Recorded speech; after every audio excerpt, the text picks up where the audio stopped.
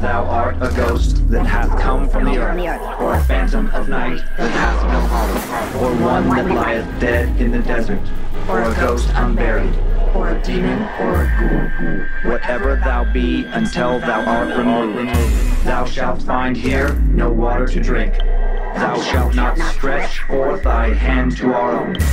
Into our house enter thou not. Through our fence break through thou not. We are protected, though we may be frightened. Our life you may not steal, though we may be scared to death. Welcome to Scared to Death, Creeps, Peepers, Roberts, and Annabelles. I'm Dan. Hey, Dan, it's me. Hello, Lindsay. Hello. Continuing with last week's merch theme, new Drowning long sleeve tee in the store at badmagicmerch.com. I need to order it. I need to order a lot of our new stuff. Spooky shirt with It's funny. Yeah? You know someone who can just do that. You should do that. You should do that for me.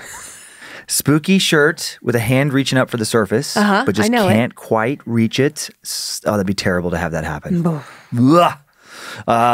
Store at badmagicproductions.com for any customer service questions regarding merch. There we go. Got it. And then just a quick charity announcement for March, and then on to our stories. I'm so excited to tell these stories today. Oh, well, good. Especially the first one. Oh, me too. Ooh. Gosh dang. Bad Magic Productions, thanks to our Scared to Death and Time Suck Patreon supporters, are going to be donating to the USC Showa Foundation this month. We don't have the amount yet because of recording these in advance, but I'm guessing it's going to be around $12,500. Very close to that, if not exactly that.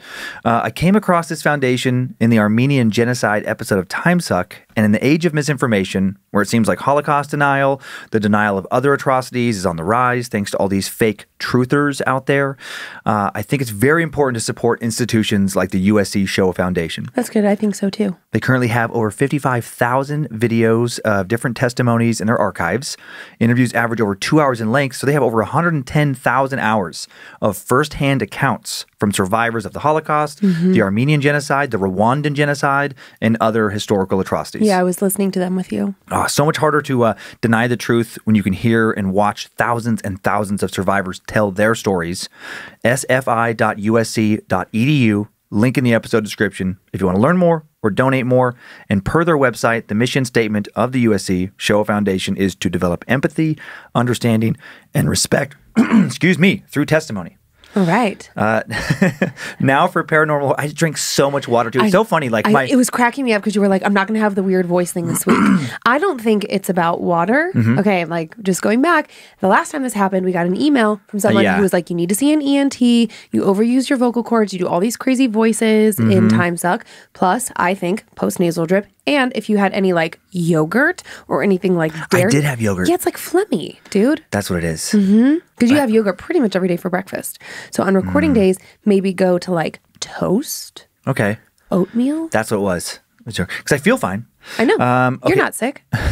How many stories do you have this week, Lulu? Ooh, I have a doppelganger doubleheader. Oh, no. Doppelganger. Oh, that's great. Oh, man. We haven't had one of those in a while. Well, yeah, I guess not. Oh, yeah, because it was clowns last week. I was trying to think. I knew that I recently scared you with something that you particularly don't care for. Yeah, both of these are just very odd. Okay. I'll just leave it at that. I have two stories per usual, a big one and then a little one. And the first one is wild. It's reminiscent of found footage horror movies. Truly terrifying if it's true. Okay. Even if it's not, it is creepy and haunting. It's one of my favorite stories we've had in quite some time. I'm curious how well you're going to like it. The second tale, definitely true. We look into the tale of a Vietnamese man who chose to ignore his marriage vow of till death do us part. Death came, and he chose to remain with his deceased bride. It's creepy. Okay. All right. And then there's a couple other examples of people doing similar things, and it's I just got the chills because I'm having so many ideas of what that could mean. I don't want to say anything to preemptively guess and then ruin it all. It's disturbing. I'm sure. Are you ready for our first big story? Do you have your socks on? I do have my socks on. Look at these. Those are cool ones. Look at these unicorns. Is that My Little Pony? No. Oh. That's not My Little Pony. You don't know your ponies, man. I really don't. You really don't. Okay, how much setup do we have? We have no setup for this first story. We had to dig right in. Go for it. Okay, it was posted by someone who wishes to remain anonymous for reasons that will make a lot of sense by the end of this tale, if it is in fact true. Time now for the tale of the 6 tapes. From an anonymous poster. I wish Peter was here to tell this story, but since he can't, I guess I'll just have to tell it as best I can for him. Sorry, Peter. Peter's dad, David, died in 1991. Peter, an only child, was just 7. His mom had taken off when he was just 6 months old, or maybe even before that. Motherhood had gotten in the way of her partying, at least that's what his dad said, and Papa Hank told him his dad found out his mom had OD'd on opiates or something a few years after she'd left. His dad had died suddenly in a car accident, and his grandparents, his dad's parents, Papa Hank and Grandma Millie, had taken him in and raised him. And now on the evening of his 16th birthday, June 13th, 2000, they were giving him the strangest gift he'd ever received. A stack of 6 old numbered VHS tapes. Papa Hank had told him that his father had made them just for him. The day before the crash, he'd given them to Papa Hank with firm instructions to never watch them and to not give them to Peter until his 16th birthday. Weird. Finished them the day before he died. It was like his dad knew something might happen. Papa Hank told Peter that David was very, very adamant about when Peter was to watch them and that he must watch them alone. He made his parents promise to honor his wishes, said he couldn't make them understand why, only that it was very important. For Peter's eyes only. 6 tapes, numbered 1 through 6, to be watched in order, 1 each night and only at night, for 6 nights, starting on Peter's 16th birthday. Peter's eyes welled up with tears when his grandfather was done presenting them. He was going to get to see his dad again. He couldn't believe it. He couldn't recall ever seeing video of him. He barely had any photos of his dad. His dad was more of the picture taker, not the guy getting his photo taken. 1 each night for 6 nights in a row? Strange instructions, but Peter assumed it would all make sense soon. Or not. He didn't care. He just wanted to see his dad. He'd already celebrated his birthday earlier with a nice dinner, some presents and his favorite cake, red velvet with vanilla, cream cheese frosting, Grandma Millie's masterpiece made from scratch. So Peter ran upstairs. He was the only one who slept on the 2nd floor and walked into his room and shut the door behind him. He sat down on his bed and looked at the tapes. Nothing written on the labels other than for Peter and numbers. And Papa Hank told him he was only to watch them after the sun went down each night, starting tonight. So fucking weird, Peter thought. Had his dad gone crazy before he died? He'd been told the accident he'd gotten in was the other driver's fault, freak accident. The driver of a big rig had a massive heart attack behind the wheel, his truck had suddenly swerved across the median, and his dad's Corolla had been hit head-on. His dad, he was wearing his seatbelt, but it didn't matter. He died instantly. His car had been absolutely obliterated. At least it had been painless. What could his dad have possibly recorded, and why did he have to watch these tapes at night? He thought about watching them all right away, but then he felt guilty. If it was his father's dying wish he'd do it this way, then he'd just do it. Peter was a good kid. He didn't like to break the rules. He turned on the TV sitting on top of his dresser. He took the first tape out, and after hesitating, he was so nervous. Why was he so nervous? He stuck it in the VCR built into his TV along with the built-in DVD player. Hey, Peter! Holy shit. There he was, his dad, sitting in a chair next to what had to have been the breakfast table next to the kitchen in their old apartment, looking straight into the camera that seemed to have been put on a tripod. Whoa. It was so crazy to see his face, to see their old place. There was a picture of Peter in a T-ball uniform framed on the wall. He'd never stopped thinking about his dad, but he'd thought about him less the past few years. Not trying to move on, just how life works. He forgot how his dad had sounded. It had been so long. I hope you're well, son. Sorry I'm not with you. Mom and Dad treating you well? I imagine they are. I'm guessing Dad just taught you how to drive just like he taught me. Hopefully with more patience. Haha. He seems to have mellowed quite a bit. You're probably a better driver than I was too. His dad laughed again. Peter didn't laugh. It didn't feel too funny considering how his dad had died. I hope Mom cooks as much as she used to. No one makes a pot roast or bakes a cookie or a cake like Mom, David added before stopping and staring off into the distance for a few moments. Then, his tone shifting, he said, You have to be wondering why I'm leaving you this tape, right? Mom and Dad must think I've lost my mind. If you're watching this, well, that means it got me. It? Peter thought. What the hell was his dad talking about? Goosebumps broke out on his arms. His shoulders went cold. This is going to sound crazy, but well, just please listen to everything I have to say. Your mom didn't OD, and she didn't exactly abandon you. Peter's stomach sank. What was happening? We escaped from her, his dad continued. From them. Them, Peter thought. Who the fuck were them? He felt like he'd gone into shock. He felt numb. or like this was all a dream. It didn't feel real. Your mom and I, his dad continued, well, we fell in with some strange people, son. Some bad people, real bad. When you were born, we lived on this, I guess you'd call it a compound. I don't need to go into all the details, and I'm not going to say who these people were because I don't want you to find them, but they were real into black magic, rituals. Crazy, right? His dad laughed again. You must be thinking I'm crazy now. I'd think that. Maybe, yeah, Peter thought. He was kind of hoping his dad was crazy because he didn't want to believe any of this could be real. Your mom and I, David continued, we were young, rebellious, liked to go against how we'd been raised, I guess, and we met these people, and at first, well, it just felt kind of cool to be sitting in a dark room with a pentagram of candles and drugs, sex. Jesus, I don't know how much this I should be telling you. Probably just told you way too much. Peter kept staring at the screen, mouth open, frozen in place. To say his mind was blown would be an understatement. David continued, I just want you to know we were just goth kids playing around into how subversive it all was, into the dark mystery of it all. I didn't think it was actually real, not until that night. David trailed off, looking down and to the left, lost in thought for a moment. That night, he continued, during some kind of conjuring ritual, something actually showed up. Something terrifying. Peter got the chills and shook. As crazy as all this was, he believed his dad. Where was this going? I watched some kind of, his dad paused, shifting around nervously in his seat before suddenly staring really intensely straight into the camera. Ah, fuck it, he said. A demon. What? A demon showed up, and the guy running this little cult of ours, he was so excited. He said some stuff, and I don't know what he said. Maybe Latin, and this thing started to speak back to him, and then it disappeared. And this guy, our leader, I guess, he was so happy. The next day, he told us this thing was incredibly powerful, that it had blessed our little group. He said it would soon shower us with riches. Maybe he was right. Things did change after that. Some investments he made took off. Money he promised to soon share with all of us after the new compound was built. Also around the same time, we saw that crazy dark spirit. Your mom got pregnant. With you, of course. Fast forward about a year, and I don't know, and one night when you were just a little baby, I overheard your mom and the guy in charge talking about how now a sacrifice needed to be made, and you were mentioned. Long story short, you were supposed to be the payment made to whatever we'd brought into the world that night. Get the fuck out. This guy was telling your mom that it was almost time, and your mom, she seemed okay with it all. I'm sorry you're hearing that, Peter, but you have to know that you have to protect yourself. You have to understand that now you're in danger. His dad took another thoughtful pause before continuing.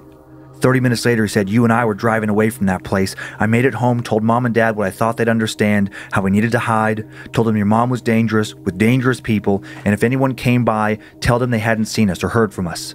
I traded in your mom and I's old car for something else, and we laid low for a while. Some people came to the house a few times, but they never spotted us.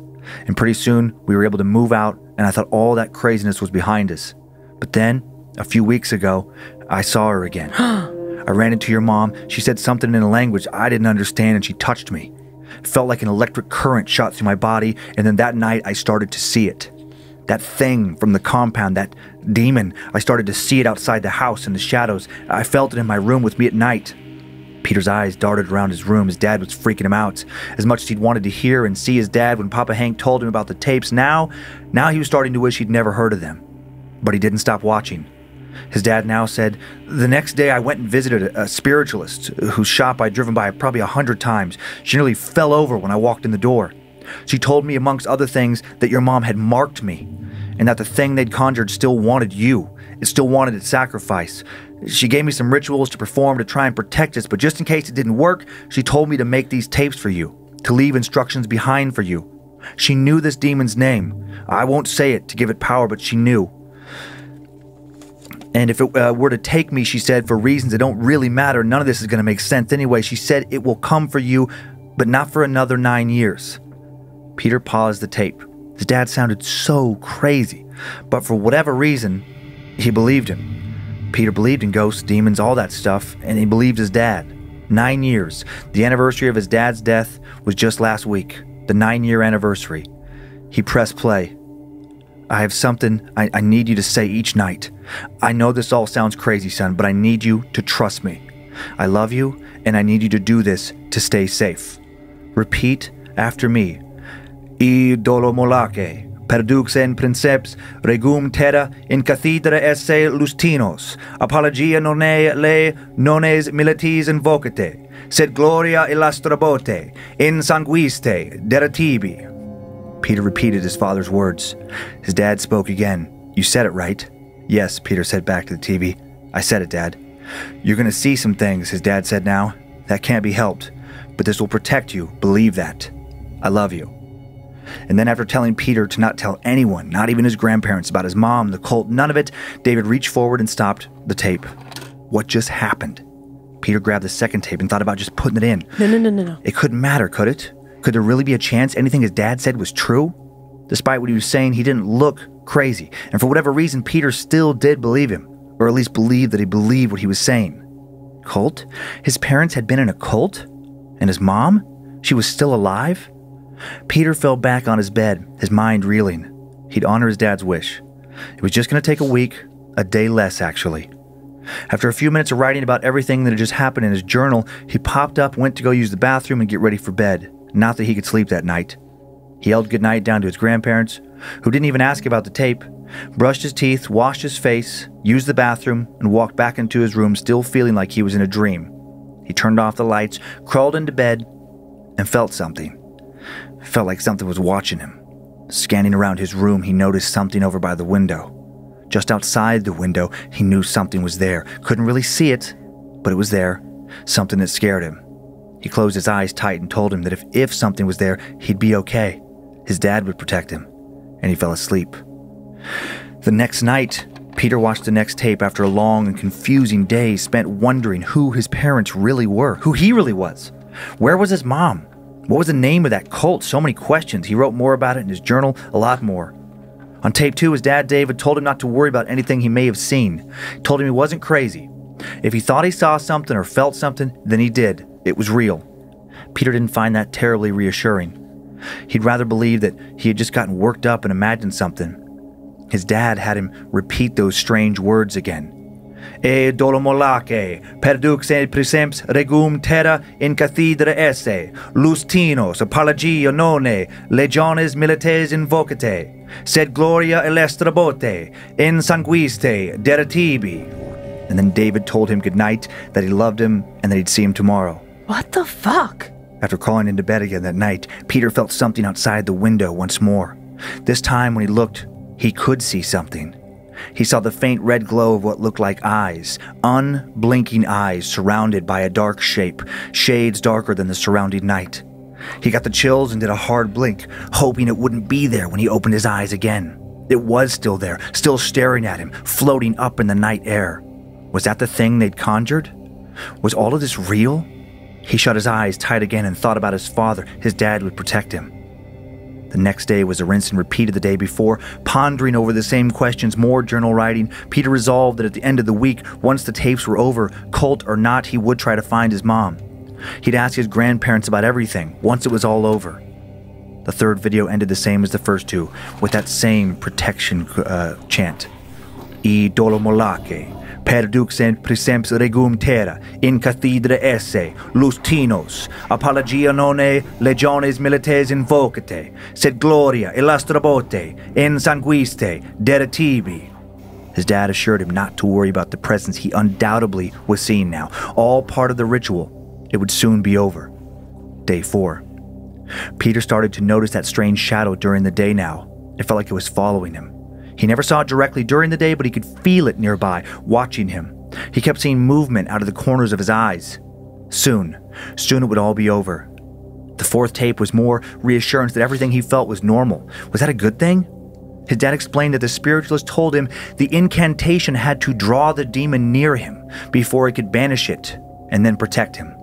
Real comforting, thought Peter. He had to draw a demon near. Cool. David apologized for somehow pulling him into all this, told him he'd give anything to go back and never meet up with those terrible people his mother and he had found so interesting all those years ago.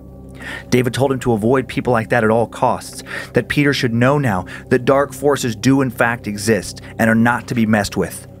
They repeated the incantation. David told Peter he loved him, and that was it for the fourth tape. David lay in bed that night with the craziest mix of thoughts and emotions.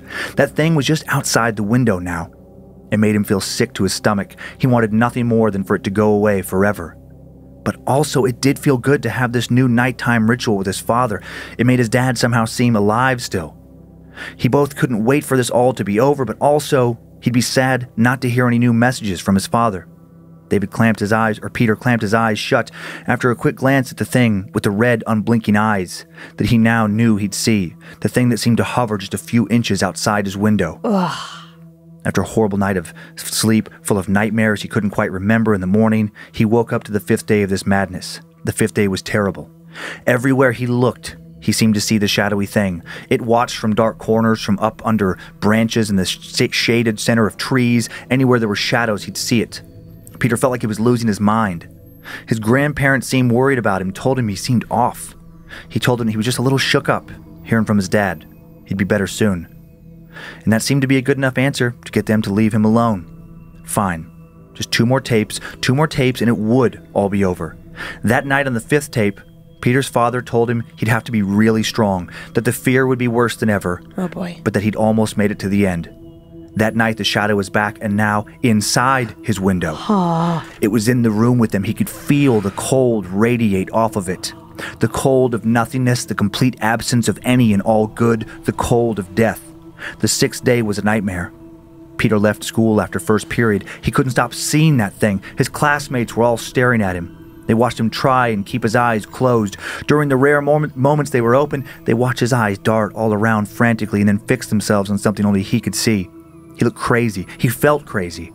That dark shape. Its edges weren't totally defined, but it was roughly the shape of the upper half of a man. A swirling, chaotic mass of tendrils of darkness in those 2 red eyes. No other distinguishable features. No discernible mouth, ears, or even limbs of any kind. Just a floating, shadowy shape, and what felt like an old, dark intelligence behind it.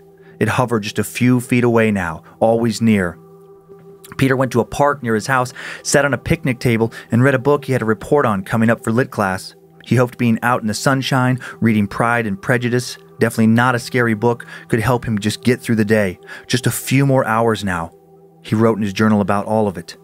Anything to keep himself busy and to help keep moving the clock along. And all the while, the thing hovered nearby. The moment the sun went down that night, Peter put in the 6th and final tape. How he wished his father David was still alive. He wished he could be here with him to explain everything. After saying hello, his dad told him to repeat that protection incantation one last time, and that then he would explain so much more to him. E dolomolaque, perduxe princeps regum terra, in cathedra esse lustinos, apologia nonne le jones milites invocate, sed gloria illustrabote, et sanguiste deratibi. And then David said, "Did you say it, Peter? If not, you need to hurry and say it now. It won't stop unless you do, and you don't have much time." "I said it, Dad." Peter spoke to the TV. "Good," said David, as if he'd actually hear him. "It's almost over." And then the tape cut out for a moment. Just a moment, and then when it came back, from a split second of static, David was back on screen, but he'd changed. He was older. He looked roughly a decade older, dressed in clothes that looked new. The image was crisper too, better video quality, a better recording, and it wasn't filmed in the same location. What the fuck? Then a woman Peter didn't recognize walked into frame and sat next to David, a woman who looked a little like Peter. "Say hello to your mom," said David. Oh my God! "Hello, Peter," she said, "and thank you. Sorry it had to end this way, but sacrifices must be made. Promises must be kept. The toll must be paid. Goodbye, my sweet baby." Both David and Peter's mother now said something he couldn't understand, speaking in unison. "Jam sanguistos, molaca, et victigal solvit, fitum servive." Before the tape cut out, David spoke once more. "The deal has been made, Peter. Your sacrifice has given us so much. Thank you, my son." And then not only did the tape stop playing, but the power went out and the room went black. Peter could now hear chanting from downstairs. His head ached. He felt tears on his cheek. He felt sick. The thing in the room with him now seemed more alive than ever. It felt hungry. He could feel it moving towards him. Peter ran out of his room and down the stairs only to find his grandparents standing next to his father and mother, all of them chanting. The dark thing now appeared in front of them. He ran back upstairs and locked his door. He picked up the phone to call for help, but the line was dead. He quickly wrote in his journal the gist of what happened that night. He wrote of this still chanting family coming from up the stairs. He wrote of a pounding on the door, and then that was all he wrote. I have no idea what happened to him next, wrote the poster of this story. I have to imagine he died after furiously scribbling down everything that happened. I came across his journal and those tapes just a few years ago in a box in the attic when my parents bought what must have been Hank and Millie's old house. They weren't the owners before us. I guess the house has changed quite a bit in the last few years. I was so curious after reading the journal, I had the VHS tapes transferred to digital files. Everything Peter wrote was on them. Oh my God. I watched, but I sure as shit never repeated that bullshit protection spell. I found out it was in Latin for Moloch, by the chief prince of the seat of Apologia in the 9th Legion. I do invoke thee. I honor thee and give you my blood. Oh my God. Moloch is some kind of demon, some old Christian god, well, pre-Christian god, known mostly for child sacrifice. And on the 6th tape, the final message, Latin again. Our blood is now yours, Moloch, the toll paid, the promise kept. I called the police, offered to give them the tapes and the journal, and they couldn't have cared less. Said no one by Peter's name had officially went missing, so there was no case to investigate. Was it all just made up? Seemed like a lot to go through for a joke of some kind. If the police aren't going to do anything, I figured the least I could do was tell a story, but I won't leave my name attached to it. Peter's parents, grandparents, probably still out there. I sure as shit don't want to make it easier for them to find me. I'm done sharing his short story now, forever, and I'm going to burn those tapes and journal. Sorry, Peter. Careful playing out there in the dark, everyone. It seems there are things out there that can do a lot more than just scare you. Yikes. Yikes. I knew that that's what was going to happen. The third time that he said it, I was like, something is not right. With his dad asking him to say that thing over and over? Yeah. It's just like, all of a sudden I was like, wait a second. I thought maybe like it's not his dad. Maybe it's not a protection. Like I did not think that the grandparents were in on it. And the mom part was a bit dicey for me, but I definitely started to feel like something was off.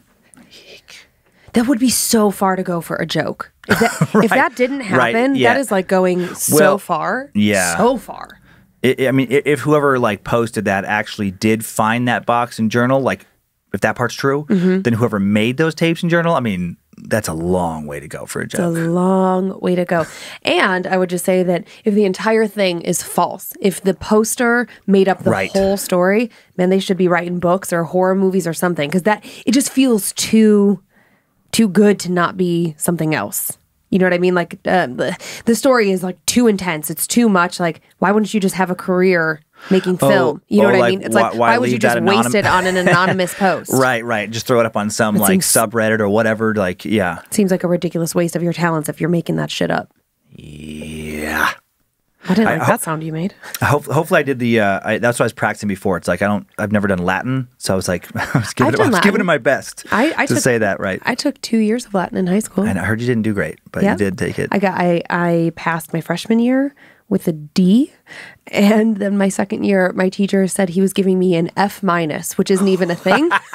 He actually said you're going to get an F-? Yeah, he said, I'm giving you an F-. You're so terrible at this. Wow. Mr. Lupica. Well, fuck Mr. Lupica. He wasn't wrong. Here's a couple pictures associated with the story. The first, a sketch of Moloch based on passages from the Old Testament. It looks like Pharaoh-esque. So yeah, because it is like that era around when the Old Testament was being written around Jerusalem, well, sure, because it all stems from Egypt anyways. Right. This was like a Babylonian god, I think, and strongly associated with child sacrifice. Then it's become associated with demonic stuff in the years since. This next picture is a statue of Moloch from the 1914 epic silent film Cabiria, now in Italy's National Museum of Cinema in Turin. Do you remember that movie, something about water, and she falls in love with the underwater creature? It looks kind of like that. It looks like that. What was the that? Shape of Water, the color? Shape of Water. Yeah. Yeah, that was a great movie. And then one final picture of Moloch, somebody's imagining. Yeah. That one is particularly eeky. Eek. Okay. Anytime something doesn't have a mouth, I really feel like it just gets me. Ugh. Oof. No thanks. Yeah, so that was an intense one. Yeah. Now, how many times have you said that prayer? I don't remember how many times I said it, 3 or 4. I think you should stop. How many times did you practice it? I don't know. I feel like I need to like load your pockets up with crystals and I need to burn some sage and like swoosh it around your head because I'm a little bit nervous for you. And I'm so skeptical of that stuff, but I was freaking myself out doing Saying that little incantation. Yeah, as you should. Yeah. You are going to need some cleansing tonight, my friend. I got a Michael McDonald t-shirt on. That probably helps. Well, he's powerful. Right? He protects me. Mm-hmm. He's a source of light. Sure. I mean, he's the god of time suck, so. He's a lesser deity over time suck. Yeah. Mm-hmm. Are you ready to move away from the possibility of demonic conjuring and sacrifice? Sorry, that story is just so particularly difficult for me. I don't know if it's like my Catholic upbringing. Mm-hmm. It just, I don't know. It's really settling into my bones right now, and I'm not caring for it very much. I think that one's going to linger a little bit. I guess I'll have to stay up all night watching Yellowstone to get my mind off of it. There you go. Yeah, it's a good plan. That's a good plan. It's a great show. You ready to move on now? I am, I guess. A little bit of setup, but not much for this next very just creepy story. Okay, well, I'm happy to have anything that's not devil, possession, cults, No, Latin. it's not that. Yeah. I'm so freaked out. I'm guessing whatever your relationship with death is, you know it's healthy and normal to want to put some distance between yourself and death. There are good reasons. Most of us are generally grossed out by dead things on the side of the road, just as there are good reasons for burying our dead. In addition to giving us some emotional closure, it also prevents us from witnessing literal rot and decay. It keeps disease from spreading. It allows us to draw a firm line between us, the living, and them, the dead, we in our realm, them in theirs. While most seem to find comfort in that line, not everyone wants to draw it.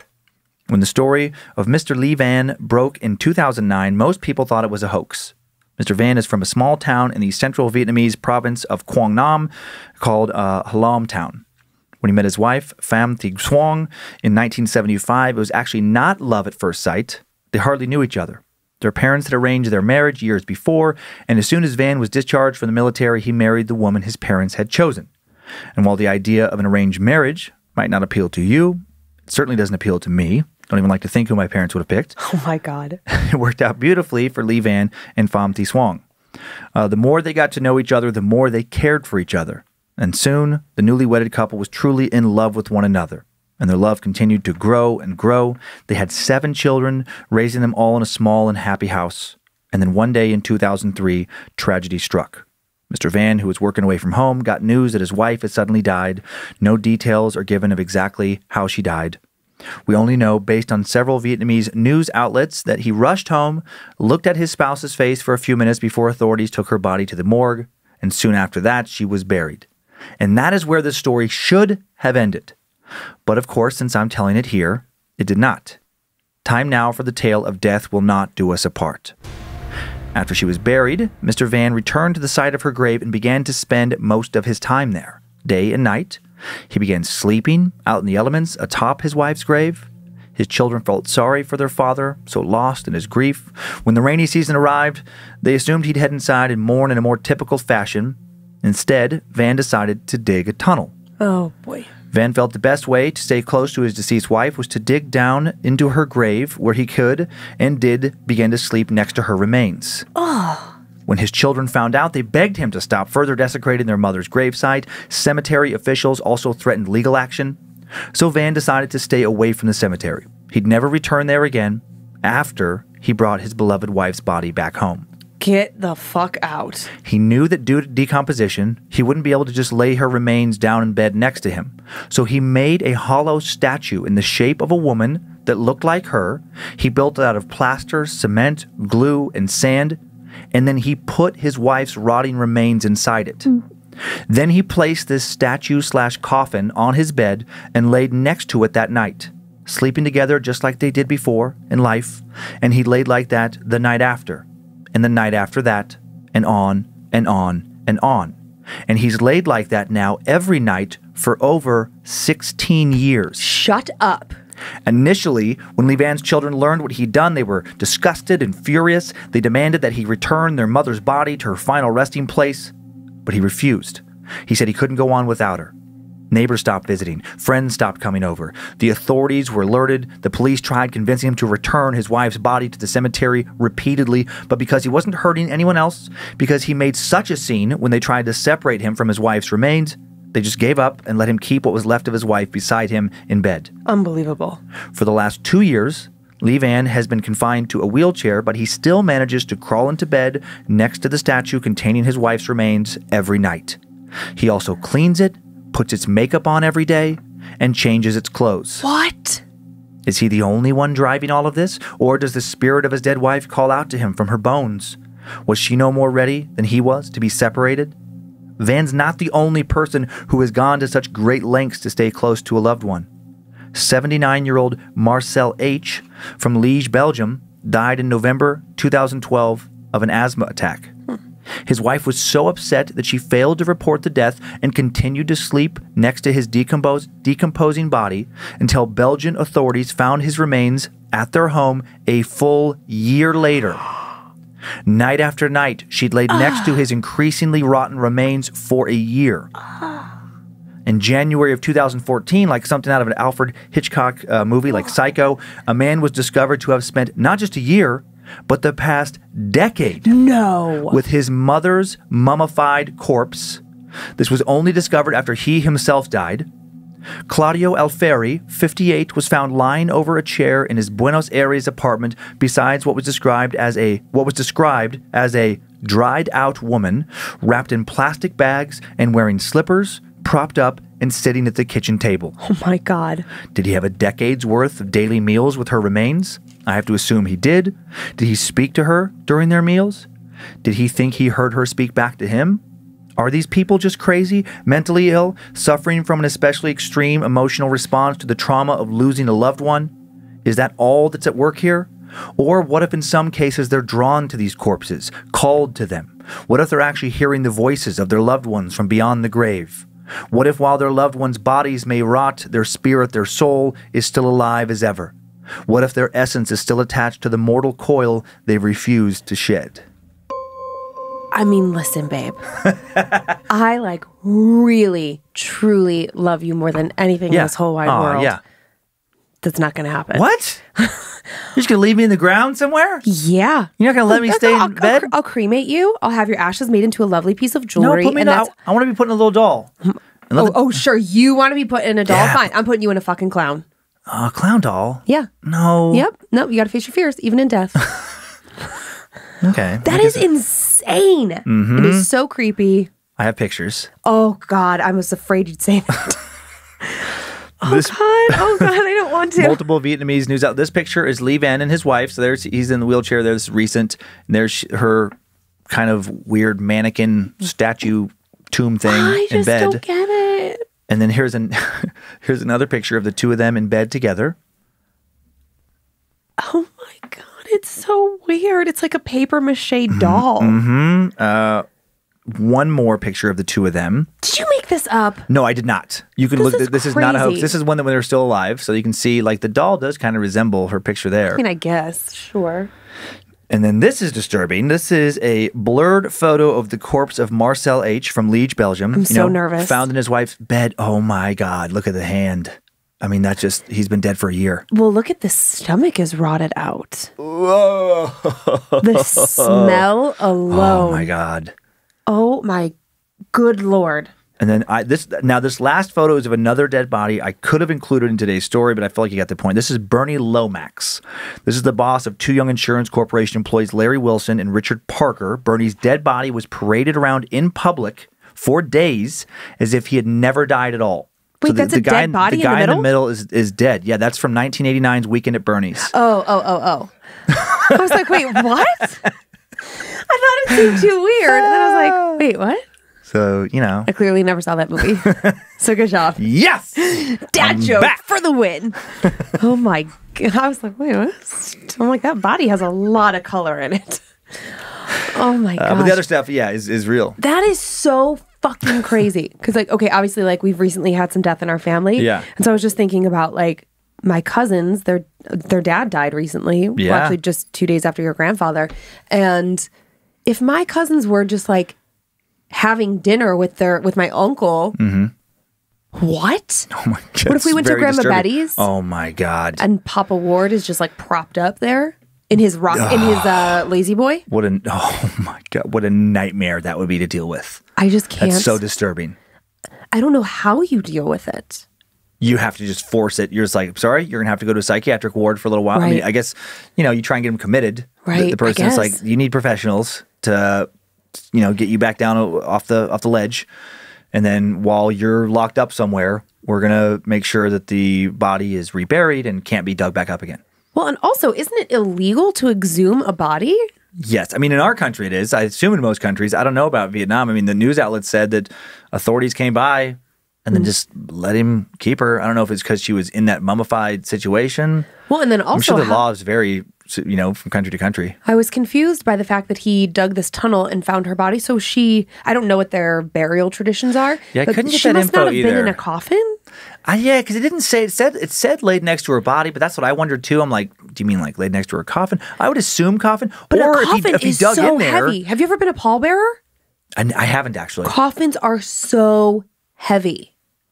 Now you've been a pallbearer? No, but like I've been, okay, so my family does things a little bit different than your family, and we unfortunately had a lot of death in my childhood. You guys would have a wake and everything, right? You'd have a wake, so you'd have a showing, and I have bumped into coffins, I have touched coffins, I have touched dead bodies in coffins. It is not light. I mean, there's a reason why there's 6 or 8 dudes, usually like young strapping men, that carry it.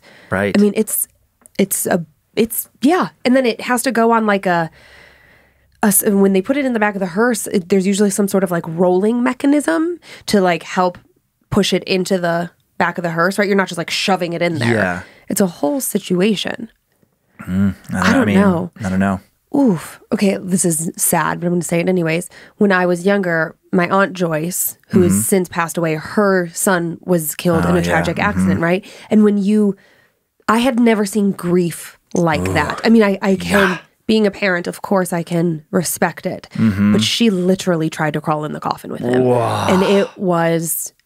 Man, that's... it was everything. It was everything. She had to be medicated and the whole, to get through it, right? Her 20-year-old son just gone. Whoa, So when grief strikes you like that, because every person is different, right? Like I can't think about you dying without completely losing my shit, right? I can't think about losing either my parents with not in any real way without really breaking down. Yeah. But I also know that it's part of life and I understand it. And I just am so curious what happens in someone's brain. I'm sure there's a whole psychology class about this somewhere, death and grief and all that makes you go that far. Yeah. Because I don't know if I buy into the paranormal part of it. Right. Yeah, that's I mean, it's speculation. creepy nonetheless, and I'm glad it was on the show. Just another element to talk about. But, oh my Lord. How often do you think about me dying?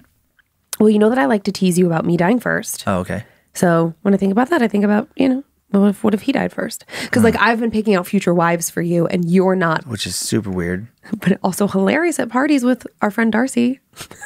And I tell her to go ask her future husband to get her a drink. So morbid. Listen, it's death. It happens. I don't know. I don't believe in just pretending like there has to be light in it, right? Like death can't be 100% dark and sad. Yeah. I don't know. And we know what's going to happen. And, what are you going to do? Become a robot. Are you going to cheat it? Yeah, there you go. I was also thinking, would you like some cleansing spray? Because that prayer. Is that first story? Yeah. I'm really trying to get it over by you. That stuff kind of stings now. Like I feel more powerful. I felt more powerful as I was telling that story too. No, that's not true. This comes from Amara B. I have some stock tips. No. None of that is real. I just feel stronger. That's my cleansing spray from Amara B. Okay. It's good. Good. It's kept me safe. I don't know about you. I don't know about me either now. Okay, well. Maybe I'm fine. Maybe I have a helper now. Maybe I'm not me. Oh yeah, that's right. That's where we're going now. Yes, I do. Who's your squishy friend this week? Layla's the classic. I love she still smells good. I love that you sniff her every time. Some weird. I can't believe how long it lasts. Yeah, she smells like gingerbread. Okay, I think she smells like fake chocolate, which smells like these chapsticks I had when I was a kid, and I hate it. Oh, I love it. Well, good. I'll bottle it up for you. Okay. All right. Anyways, we are going up to Connecticut, where I don't think we've been in quite some time, if ever. Yeah, if ever. I mean, I was trying to recall. We had to have been there. There was that. I mean, that horror movie, The Haunting in Connecticut. I don't know if we've ever. Yeah. I don't know if that's based on a true story. Now I can't remember. Well, then I was trying to think. I think we have, but I can't. I'm not sure. There was too many stories now. A couple driving down a road. That's like, could be so many stories. It's not Dice Road, but I was like, because that's Michigan. I know that's Michigan, but I swear that I had some memory of Connecticut couple driving down a road, maybe like an alien situation. Now I'm wishing we had one of those maps where you put the pins in, like the locations of all the stories. Oh man, that would be so That'd be cool. fun. Mm-hmm. Okay, art project. Art project. Who wants to do it? You do.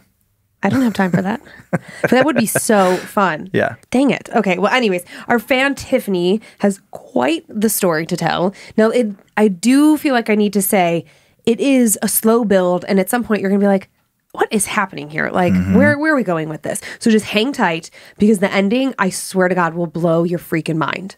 Okay. Okay. And it better, because if not, I'll be really bummed. Okay. Hello, Scared to Death crew. My name is Tiffany Ratcliffe from Connecticut. I just started watching your podcast on YouTube and listening to it on Spotify because I simply cannot get enough. Yes. I know. It's so sweet. My friends listened to you guys and told me to check it out. And because I love a good scare, even though this shit freaks the hell out of me, I listened and watched you guys everywhere and even showed my mom, and she's now hooked. Okay. Now I'd like to tell you a story from my childhood. It was 2007, the beginning of November. I was 13, and at the time, I had 3 brothers, Ryan 10, Steven 9, and Lewis 6. My mom, Joanne, had bowling that night, therefore my grandmother, Winnie, was watching us. It was 9 o'clock at night on a Friday, and Graham let me stay up later than my brothers because I was older. As Graham and I were watching the movie Shrek, we heard footsteps upstairs. Graham assumed it was just one of the boys going to the bathroom and ignored it. But then we heard a loud thud come from upstairs. Grandma moved to the edge of her seat to get a better listen and to see if maybe the boys were just trying to play some sort of game. Another thud never followed, so Graham ignored it and cozied back into the couch to watch the movie. Soon after, we paused the movie as we heard one of the boys coming down the stairs. But it didn't sound like the light footsteps of a young boy. It sounded heavier, like the weight of a full-grown man coming down the steps. But it was Lewis, after all, coming down. Graham and I exchanged confused glances. Why had those footsteps made us both so uneasy? Lewis was looking down at the floor, avoiding eye contact at all costs. He walked around the couch, passing us both, and headed straight into the kitchen. Graham said, "Lewis, do you want me to get you some water?" Lewis replied in a voice that sounded much lower than his own, "Yes." Grandma got up and went around the corner into the kitchen, where both of us had watched Lewis go, when she gasped, "Lewis, where did you go?" Graham peered into the living room and then asked me, "Did you see him come back this way?" I said, "How could you miss him if he came back this way? He would have had to walk past both of us." In a panic, Graham replied in utter confusion, "I know, but I didn't know if maybe I just didn't see him." Then she yelled out, "Lewis, where did you go?" I looked upstairs as Graham went to the basement to see if he had snuck down there to play with his toys. Lewis was obsessed with buses and fire trucks and would do anything to get in some extra time with his favorite toys. I looked in all 3 bedrooms upstairs and my mom's room, which was next to the basement, since on occasion Lewis slept in mom's room because he was too afraid to sleep by himself. Graham came back up and asked me, "Well, did you find him?" I was starting to panic a little, but tried to keep calm so she couldn't see how scared I was. "Nope, he's not upstairs or in my mom's room." Completely confused now, she said, "Well, where the fuck did he go? How does someone just disappear? Okay, maybe he went outside for some reason? You stay inside and don't open the doors unless it's me or Lewis." Graham headed out the back door to do a perimeter check. I watched her through the window, walking around the entire house. I didn't see Lewis anywhere. As Graham disappeared around the house, I was still looking out the back door when I heard Lewis call my name from the kitchen. "Hey, Tiff," he said. I whipped around and was freaked out to find no one there. I called out to him, "Lewis, this is not funny. You are freaking us out. Come out now." Graham came rushing through the front door. I didn't find him anywhere. Where the hell did that boy go? He's not in the house and he's not outside. Where is he? I heard Lewis call out my name while you were outside, but when I turned around, Lewis was nowhere to be found, I told my grandma. Concerned, Graham pondered, where the fuck is he? It was now 10 p.m. and we had been searching for Lewis for almost an hour when my mom came back from bowling. She could see we were in distress as she walked in the house. "What's going on?" She asked. "Did you happen to see Lewis on your way up to the house?" my grandma asked her. My mom was baffled. "Lewis? No. Why would Lewis be outside? Graham filled my mom in on what had transpired over the course of the evening. My mom started to really freak out. She said, well, I don't understand why you think you saw Lewis. Lewis is at his dad's house. He was picked up this morning after the other kids went to school. Fear washed over Graham and I's face. I felt like I had just swallowed my heart. Frantically, Graham yelled at my mom, Joanne, I am telling you, we both saw Lewis with our own eyes. My mom continued to reject this possibility. I just don't see how that would be possible because, like I said, Lewis isn't here. Graham protested. Joanne, he spoke to us. We had a conversation. I asked him if he wanted a glass of water, and he said yes. And then I butted in, Mom, I saw him too. He said my name, and it sounded exactly like Lewis. Ready to put an end to all of this, my mom called Lewis's dad. Hello? Gary said, confused as to why my mom was calling him so late. You still have Lewis with you, right? Still confused, Gary said. Yeah, why?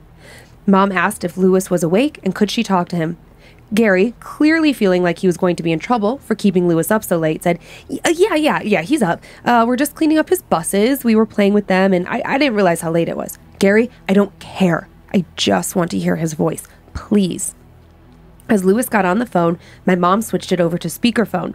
Lewis excitedly said, Hi, Mommy. Daddy and I are putting away my buses. Daddy got me a big new bus and a fire truck. My mom replied, That's good, babe. I just wanted to say goodnight and I love you. Okay, Mom, I love you too. Gary got back on the phone. What's wrong? My mom explained everything. Ma and Tiff said they saw Lewis come down the stairs and walk into the kitchen. They were completely freaked out. Gary's answer was not one of understanding. What the fuck, Joanne? I told you to not fuck around with that stupid Ouija board and going ghost hunting was a bad idea. Now look at what happened. Taking an audible breath, Gary followed up. We're going to bed. Will you guys be okay? Yeah, we'll be fine. Thanks, my mom said. See, I told you. He's at his dad's. You heard him for yourself. I don't know what the fuck you guys saw, but it definitely wasn't Lewis. Yeek. So really quick, Joanne, which one was the one playing with the Ouija board? Joanne, the mom. Okay. So the mom. Okay. So yep. Now I got it. Yep, yeah. Yeah. I mean, that is crazy to have two witnesses of this little kid at a place where he definitely was not at that time. He's 1,000% not there. That's such a weird one, the doppelgangers, because those are the weird, almost like the weirdest ones to me. Because I'm like, what the hell is that? When people witness somebody who's not dead, they're just not there. They're in some other location, and then they see this thing. So what is mimicking them? Is it like my mind goes to so many possibilities, like a glitch in the multiverse, where it's like some parallel dimension kind of thing, where it's like, in dimension 1, Lewis made this choice, in dimension 2, he made this other choice. It's like choose your own adventure. right. That we're always constantly doing, which plays into that kind of multiverse theory, and that they saw like a glimpse of him from the wrong universe, which is a weird thought, I know.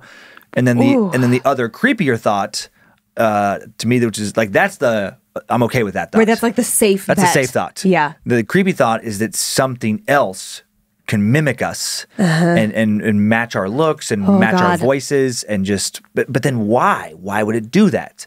Well, and the added element that mom had been screwing around with Ouija boards is what really it just made me think the not so good stuff. It made me feel like, okay, well, would they have kept searching for Lewis? What if mom hadn't come home on time? What if she'd, gone out for a drink with her friends after bowling? Like, what if they spent the evening looking? Where would Lewis have drawn them to? What was going to happen outside if Grandma stayed outside too? What if right now my eyes rolled back up into my head? You could just see the whites of my eyes, and just from memory, I did that Latin incantation. How scared would you be? I'll probably give you a round of applause. Oh, for putting on such a performance? Yeah. Or would you literally run from the room?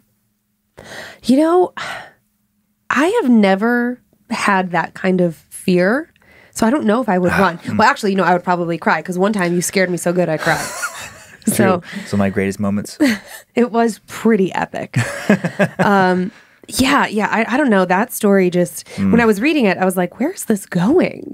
What is happening? Okay, so you can't find a kid. I did not expect Lewis to be at his dad's house. Right. And then to be confirmed with a phone call and, I just don't know, man. Yeah. Yee. I know. Okay. Think about how our life is. Where our kids split time. Right. Okay. Oh my God. That is the perfect example. What if today I went home and Kyler was just in the kitchen making a grilled cheese sandwich as he does. Mm-hmm. And then it took you a second to register, like, oh, okay. I took him to his mom's yesterday. Busy, and then he goes up to his room, and then it clicks. So like, oh my God, he's not supposed to be here right now. Uh-huh. And then you call him, and he answers the phone from his mom's. Mm-hmm. Oh man, that's when I have to take you to a institution. That's my fault? Just how you would lose your mind if that happened. I thought you were just committing me without even having a conversation about it first. Like, no, I might lose my mind in that situation as well. Okay, good. But I feel like that would break you. Probably. Well, I don't know. We have some witchy friends. I would want some witchy help first before we go full on psychology, psychiatrist, meds. Right. Like, I want to try and avoid medicating this brain any more than I have to. Those padded rooms, like for acoustics and recording a podcast, would be great. So if you guys both have to go in, we'll just still do the show from there. Actually, that bounce around in there a little bit. That would boost the show. If we see some things because of this show and we start having God. It literally ends up with both of us committed to an asylum, and then we are somehow allowed to still record this podcast. That's some good press. Like the nurses there are like, okay, your one thing you get to do. And we're both That's a good hook. Yeah, we're both fucked up on like antipsychosis drugs. And oh my God. That would be a very interesting episode. I mean, terrible for our lives. Terrible for our children. But great for the growth of the show. Well, who knows what's going to happen? Who knows where we're headed? I mean, I didn't think I would make it this far without being committed. So true. You've been doing good. You've been doing really good. I know I can't. You got to figure it out. I have a system. When I leave this studio, I give no thought to it. That's it. I can only focus on it here. Even last night, I was putting these together, just finishing touches for today at home. And I was like, oh, why do we do this at home? Yeah. Yeah. Okay. I do the horror stuff. Actually, that reminds me, just because I've talked about it a few times in previous episodes, I did finish The Haunting of Hill House. Can we get your recap at the end? I don't even need a recap. Oh, okay. I just wanted to say I thought it was great. Oh, okay. So I made it through the whole season 1. Great. That's it? That's it. Oh, okay. I thought there was going to be more. Just for anybody if they're listening, like if they're thinking about watching that show, they're not a sponsor or anything. I just I appreciate a solid horror cinema or series, and I thought they did a great job. Okay, yeah. No, actually, we have gotten some emails asking what you thought of it, so there you have it. All right, are you ready for story number 2? I am. More doppelganger-ish stuff. Okay, yeah. I did say it was a doppelganger doubleheader. Oh, okay. I'm ready. You're ready now. Okay. Well, if that last story didn't mess you up, I just feel like this one will. I feel like both of these stories are just going to mess with your head for days to come. Okay. You might have a little tough time sleeping. Great. Okay, you're welcome. Hello to the Queen and King of Spoopyville. It's a good one. I hope you two are doing well. I'm a huge fan of the podcast. My fiance, Ryan, is a space lizard for TimeSuck. Oh, thank you. And he introduced me to Scared to Death a few months ago. I'm a fan of all things spoopy, so this podcast is right up my alley. Here, I have a tale of a bizarre occurrence my dad experienced when he was a young man that he has absolutely no explanation for. He's still talking about it 30 years later. It's one of those stories that really makes you question everything. I thought it would be great to share it with you guys. Now, before I begin, I want to paint a little picture for you. It's around November 1991. COVID didn't exist, and my parents, Christina and Lou, are in their early 20s. They were living in a small, old apartment in Somerville, Massachusetts. I've absolutely been there. They were just beginning their lives as newlyweds, and this was all before my brothers and I arrived in the world. The apartment building that my parents lived in at the time is actually the same building they live in now. Present day, my parents live on the ground floor of the building. However, this story takes place upstairs in one of the other apartments. My grandmother, Christina's mother, is the landlord of this 6-family home. I spent about a decade of my life growing up there alongside my 2 younger brothers, and let me tell you, there was never a dull moment there. My grandmother seems to only rent out the apartments to crazy folks, and we've even been nicknamed the Trouble House by a lovely neighbor across the street. Other than the wacko, loud tenants who always seem to cause a scene on the front lawn, we have had our fair share of other tenants. Tenants who just can't move on, if you know what I mean. The building is pretty old, so we've never really been surprised when things go bump in the night. I suppose it's just expected. My grandfather, who has recently passed, lived in the building since my mother and her younger sister were little girls, and he claimed to see a shadow boy who liked to follow him around and watch him read. my aunt, my mom's sister, also claimed to see this little shadow boy when she was young and says that the boy would often appear in her bedroom when her dad was reading her bedtime stories. Many people in the building experienced hearing odd, unexplained noises. There was one time that my parents went out on the town and came back to find all the other tenants were upset because they didn't get invited to my parents' party. The tenants had claimed there was loud music, people talking, and what sounded like people dancing coming from Christina and Lou's apartment. This was all very confusing to my parents, of course.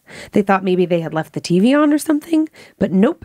Everything was just the way they had left it, and the door had been locked the whole time. Weird, for sure, but nothing ever seemed to be harmful. Just odd.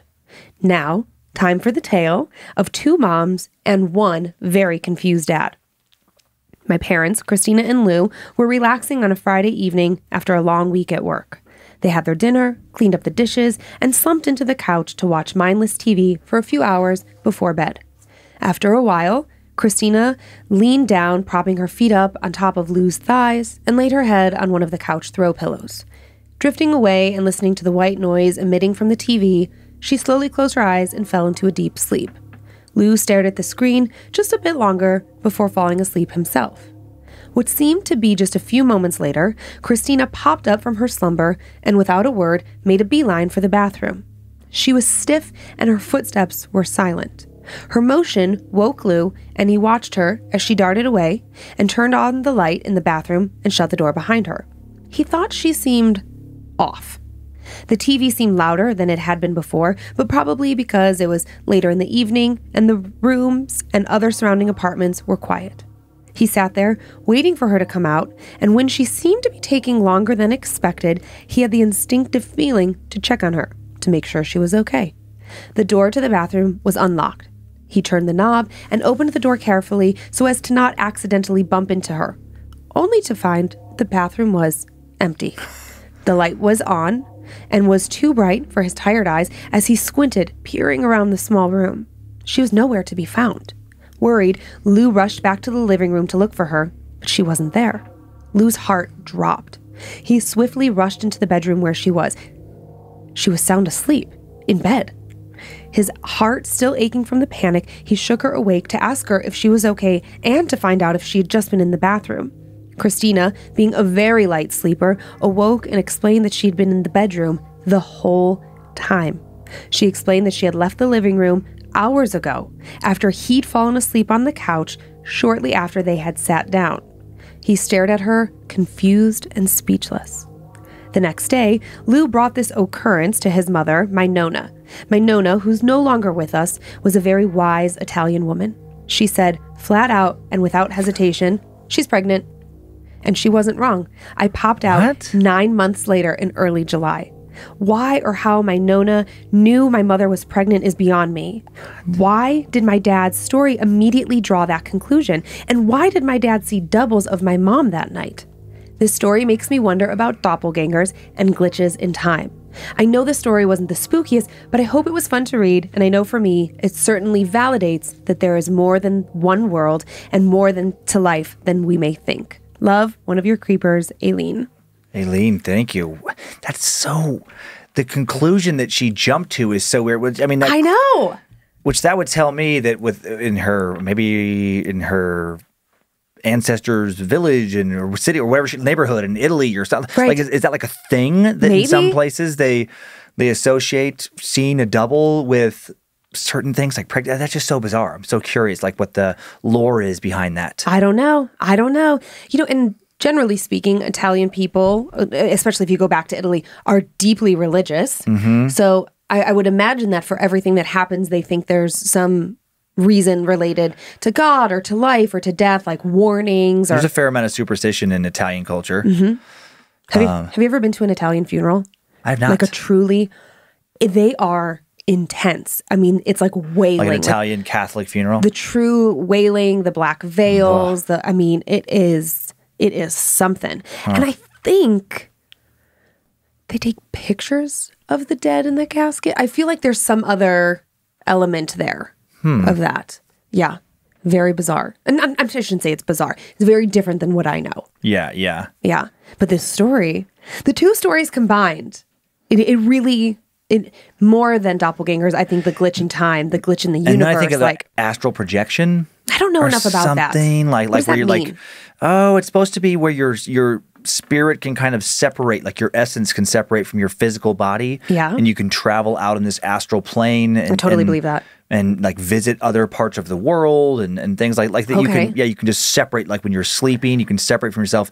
Where if and I'm probably butchering this explanation, but that's the gist of it. Sure. But I wonder, like in this story, you could theorize, like, did her, like, she's asleep at in her dream state.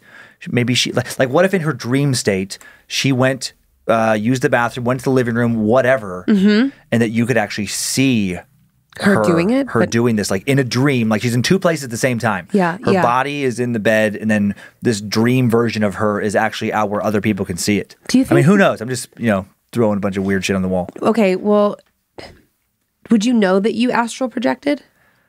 People claim to do it consciously. Because you ever have, okay, and I know most people would say this is deja vu. And then people say that it happens unconsciously as well. Right. Okay. I know this is going to sound like deja vu, but there will be times in my life where I will be somewhere that I am 1000% sure in my cognizant, logical brain, I have never been there. But in my gut, I know way too much about where I am. Like it feels altogether too familiar. Why do I know this place? Why do I know this thing will be there? Like, it's never freaked me out. Yeah. Because I'm always just like, oh, deja vu. But like, I don't know. Are they connected? Is deja vu just an explanation that's been thrown out there to derail us from astral projection? Because someone doesn't want us to find out it's real? Right. Usually people who are way into it, kind of, I'm like, oh, this person seems a little off. But who knows? Yeah. I mean, I don't know. But aren't we all just a little bit off? True, we are. Yeah. Especially you. Especially me. I know. I always thought it was like a recurring dream or something, but it does feel intense. Where it's like I know that I'm asleep on one side of the bed, but then some other piece of me is, I don't know why, is like masturbating on your side of the bed, like next to the bed and watching you. That was not a good setup. I saw it coming. Damn it! You heard me laughing before you even finished. I want to say something really skeevy. You are skeevy. You can just be you. You don't have to try. That's nice of me, right? I don't actually think you're skeevy. That's not a nice thing to say. Crazy stuff. Lots to think about from today's episode. I know. Lots of creepy possibilities. This episode is going to be a little bit of a mind fuck. Just the dead body situation, the astral projection. And that one is documented. Well, yeah. Yeah, that one there's newspaper articles about. And then that creepy incantation that you said too many times. Probably too many times. I heard you in the other studio practicing. So I know, now I wanted to try and get the pronunciation right. No, I know you nailed it. I mean, I took Latin, and I'm telling you, from a premier Latin student. So from a trained ear. Yeah, I hear it. You know what I mean? It's like I could say anything in Latin. But no, it was really, you did a great job. Okay. But I'm just nervous that you said it far too many times. What if you say it more than 6 times? I have no idea maybe how these that things are supposed to work. Maybe that's just like, you did it too many times. And I thought from the story it was associated like with he needed to say it. I don't know that it matters saying it in general. Well, you don't know listen, we don't know where your dad has been. Okay. Oh, my dad, that's true. My dad might have made a deal. Your dad, well, for sure. Probably for sure he did. You know, when he was talking about like being in like Papua New Guinea and he'll talk about like, it's so different there and there's He's probably in a cult. It sounded like he's a cult. Probably making deals. People running around barefoot. My dad likes deals. He likes to try and make deals.